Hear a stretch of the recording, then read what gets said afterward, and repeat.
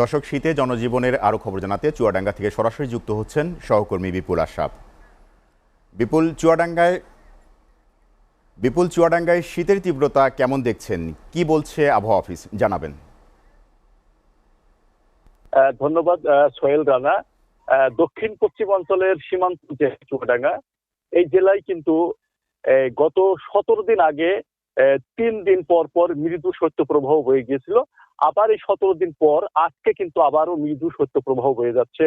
আপনি জানেন যে এই অঞ্চলে কিন্তু একটা শীত ভাবাপন্ন এই জেলা গতকাল বিকাল থেকে কিন্তু জানানো দিচ্ছিল যে আজকে কিন্তু শীত অনেক বেশি হবে। সেই ধারণা সবাইকেই সত্যি করেছে।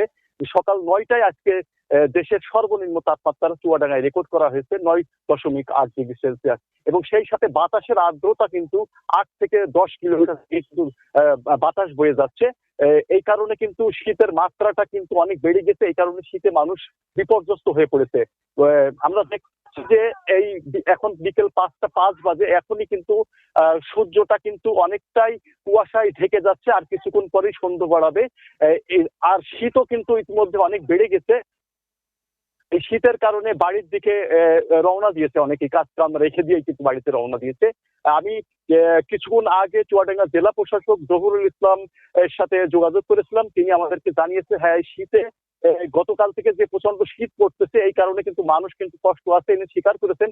এই কারণেই কিন্তু আমাদের দুর্যোগ ও ত্রাণ মন্ত্রণালয় থেকে উনি জানিয়েছেন যে 10,000 কম্বল এবং 4 উপজেলায় 30 লক্ষ টাকা কিন্তু এসেছে, এবং সেগুলো কিন্তু বিতরণ কাজ চলছে, যাতে যারা শীতে কষ্ট পাচ্ছে তাদেরকে কিছুটা মানে প্রশান্তি দেওয়ার জন্যই কিন্তু সরকার থেকে এই ব্যবস্থা নেওয়া হয়েছে।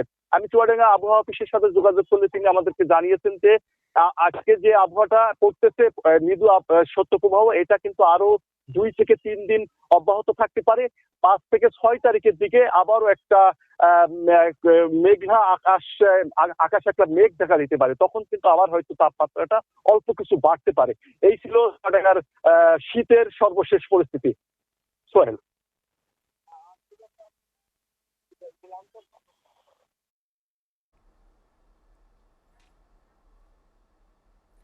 বিপুল, আপনাকে ধন্যবাদ। দর্শক, চুয়াডাঙ্গা থেকে শীতের সর্বশেষ খবর জানাচ্ছিলেন বিপুল আশরাফ।